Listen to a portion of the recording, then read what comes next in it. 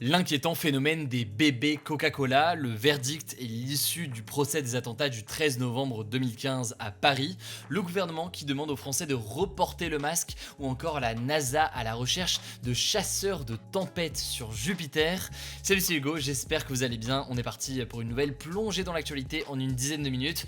Et au passage, ces actus du jour sont particulières pour deux raisons. D'abord, première raison, exceptionnellement, vous ne verrez pas ma tête aujourd'hui puisque je ne suis pas à Paris et donc je tourne exceptionnellement ces actus en voix off. Ça change rien d'ailleurs pour ceux qui écoutent les actus du jour en podcast, mais bon, pour YouTube, c'est différent. Par ailleurs, deuxième chose particulière aujourd'hui, exceptionnellement, c'est Blanche qui est journaliste au sein de mon équipe qui va présenter en fait l'actualité concernant les attentats du 13 novembre 2015. Et avant de parler donc de l'issue de ce procès, on commence avec le sujet à la une aujourd'hui. Des scientifiques alertent ces derniers jours sur le phénomène des bébés coca. Mais alors de quoi parle-t-on exactement? Eh bien, on va voir ça ensemble. Les bébés coca, c'est donc un surnom donné par certains médecins pour désigner les enfants de moins de 6 ans qui ont déjà des caries, des dents trouées, noircies ou alors des dents de travers.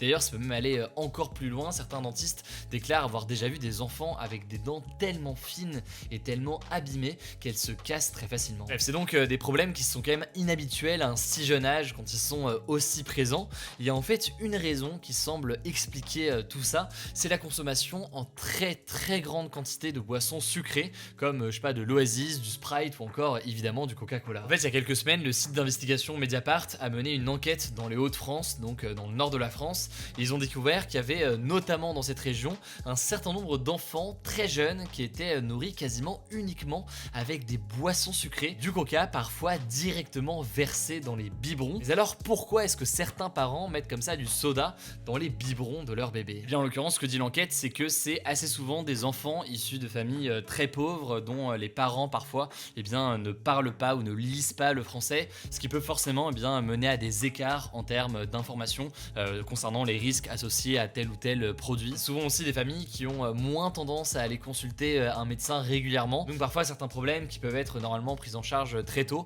se retrouvent à traîner et donc s'aggraver au fil des mois et au fil des années chez le bébé. Alors du coup, comment agir face à cette situation? Eh bien pour les médecins, la seule solution majeure, c'est la prévention. Certains professionnels de santé réclament qu'il y ait des étiquettes avec écrit interdit ou alors déconseillé aux enfants qui soient collés comme ça sur les bouteilles de coca et d'autres sodas, un peu comme les logos déconseillés aux femmes enceintes qu'on peut retrouver sur les bouteilles d'alcool. Au-delà de ces messages de prévention, certains professionnels veulent aller même au-delà en interdisant carrément la vente de boissons sucrées aux enfants de moins de 6 ans. Alors dit comme ça peut paraître assez radical, mais ça a déjà été fait au Mexique. En 2020 en fait, il y a 2 états mexicains qui ont interdit la vente des boissons sucrées, non pas d'ailleurs au moins de 6 ans, mais au moins de 18 ans, donc c'est quand même beaucoup plus de jeunes, puisque ces boissons ne font pas que des ravages sur les enfants ou les bébés, mais il y a aussi toute une question plus large de sensibilisation au risque à prendre trop de sucre, d'impact, de risque d'obésité, etc. etc. Au passage d'ailleurs sur ce sujet, il faut savoir qu'il y a une taxe sur les sodas qui avait été mise en place en 2012 en France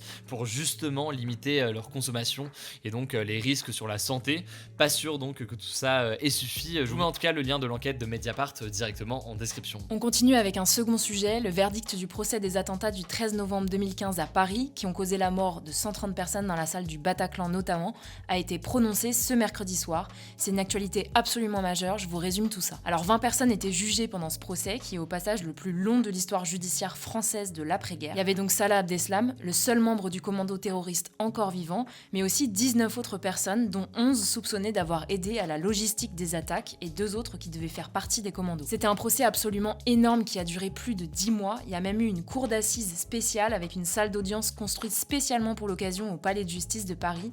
Et depuis lundi, les 5 magistrats professionnels qui font donc partie de cette cour spéciale étaient dans une caserne sécurisée à côté de Paris sans possibilité de sortir. Au total, 19 accusés sur les 20 ont été reconnus coupables de tous les faits qui leur sont reprochés et tous ont été condamnés à une peine de prison allant de 2 ans à la perpétuité, donc 30 ans de prison. Salah Abdeslam a été reconnu co-auteur des attentats et la justice n'a pas retenu sa version qui disait en gros qu'il avait renoncé à faire exploser son gilet explosif par humanité et en fait selon la cour son gilet n'était en réalité pas fonctionnel. Il a donc été condamné à la perpétuité incompressible, c'est une peine extrêmement rare qui n'a été prononcée que 4 fois en France et c'est la première fois qu'elle s'applique à des faits de terrorisme. Concrètement ça veut dire qu'il passera au moins 30 ans en prison sans possibilité d'aménagement de peine, donc de purger sa peine par exemple à domicile avec un bracelet électronique ou de sortir plus tôt. Alors attention, ça ne veut pas dire qu'il pourra sortir de prison au bout de 30 ans, en fait il pourra seulement à ce moment-là saisir la la justice et demander un aménagement de peine. La justice devra en gros s'assurer que cet aménagement ne causera pas, je cite, de troubles graves à l'ordre public.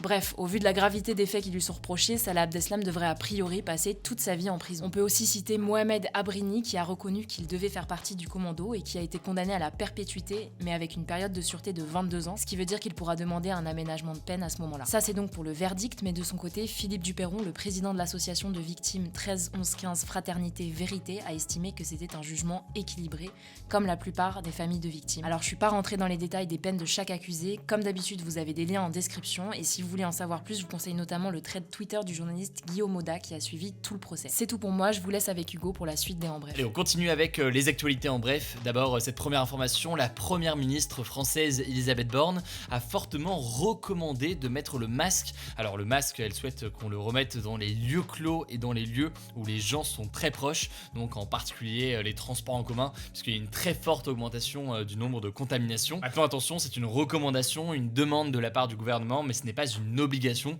Autrement dit, vous n'aurez pas d'amende si vous ne portez pas de masque dans les transports. D'ailleurs, à propos des masques et des mesures anti-Covid de manière plus générale, la justice française a jugé ce mardi que l'État français avait commis, je cite, plusieurs fautes. Il lui reproche en fait de ne pas avoir stocké assez de masques avant l'épidémie, et puis d'avoir affirmé que le port du masque n'était pas utile. Vous vous souvenez peut-être de ces propos de plusieurs membres du gouvernement lors du premier confinement. Alors, des fautes de la part de l'État français, cependant, les demandes d'indemnité qui avaient été demandées par ceux qui avaient attaqué l'État en justice n'ont pas été acceptées. En gros, la justice juge qu'il y a certes des erreurs de la part de l'État, mais qu'il n'était pas possible de faire un lien direct entre telle ou telle faute du gouvernement et telle ou telle contamination précise d'une personne qui a porté plainte. Deuxième information désormais capitale en géopolitique, la Turquie a donné son accord ce mardi pour que la Suède et la Finlande rentrent dans l'OTAN. L'OTAN, c'est donc cette organisation militaire de pays occidentaux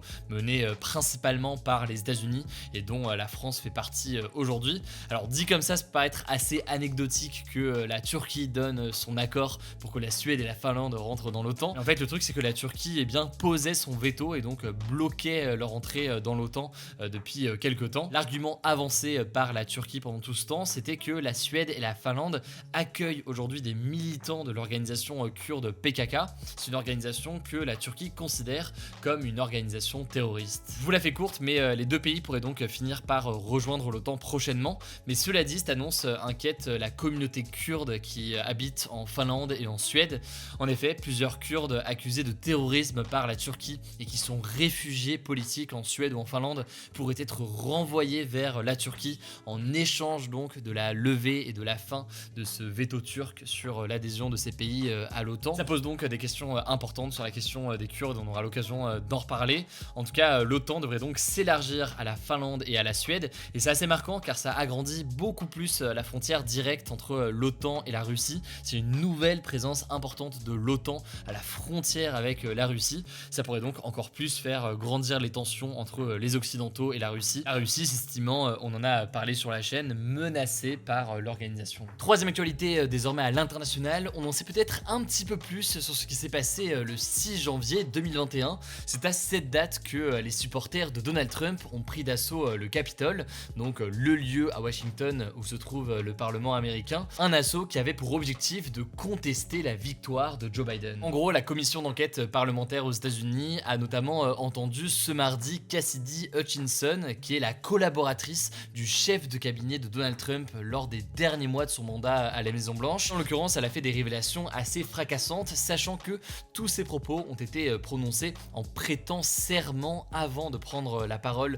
devant cette commission d'enquête. Alors, elle a déclaré que Trump a voulu prendre le volant de sa limousine présidentielle pour rejoindre lui-même les émeutiers qu'il savait lui-même armés. Il aurait notamment déclaré, je cite, « Je suis le putain de président, amenez-moi au Capitole tout de suite », en attrapant notamment par le cou un policier qui était au volant, et ce, alors que son équipe venait de lui dire qu'il fallait retourner absolument à la Maison Blanche. Alors vous l'imaginez, c'est des déclarations qui ont fait énormément réagir. De son côté, en tout cas, Donald Trump continue de dénoncer une chasse aux sorcières et donc un acharnement contre lui de la part de cette commission d'enquête et de la part sur des différents témoignages. Évidemment, on vous tient au courant. Dernière information, ou plutôt une annonce qui peut peut-être vous intéresser. Si vous êtes intéressé par l'espace, vous pouvez aider les chercheurs de la NASA en devenant chasseurs de tempêtes. Oui, oui, chasseurs de tempêtes sur la planète Jupiter. Alors évidemment, l'objectif c'est pas d'aller sur place, mais en fait, depuis 2016, la sonde spatiale Juno prend énormément de photos de la planète Jupiter. Donc il y en a tellement en fait qu'il faudrait des années pour toutes les analyser. Du coup, eh bien, des chercheurs de l'université du Minnesota ont eu l'idée de passer par un portail internet qui s'appelle Zooniverse pour demander de l'aide à des bénévoles pour repérer sur ces dizaines de milliers de photos eh bien, les différentes tempêtes que l'on retrouve sur cette planète Jupiter. L'objectif c'est donc de mieux comprendre comment fonctionnent les tempêtes sur Jupiter et plus généralement l'atmosphère gazeuse autour de la planète. Alors si jamais ça vous intéresse, que vous voulez filer un coup de main et participer à cette opération là, vous pouvez avoir plus d'informations sur comment faire et comment participer via le lien que je vous mets directement en description. Alors il y a un débat aujourd'hui, c'est le suivant: seriez-vous prêt à remettre le masque dans les transports? Ça fait suite donc évidemment aux recommandations qui ont été émises par le gouvernement. Pour participer en tout cas ça se passe directement dans l'onglet communauté de cette chaîne YouTube. Je vous annonce qu'exceptionnellement il n'y aura pas ma tête non plus jeudi et vendredi, mais donc elle sera de retour, pas d'inquiétude, au retour des actus du jour lundi. D'ici là, prenez soin de vous, prenez soin de nos proches et on se dit à demain du coup pour un nouveau résumé.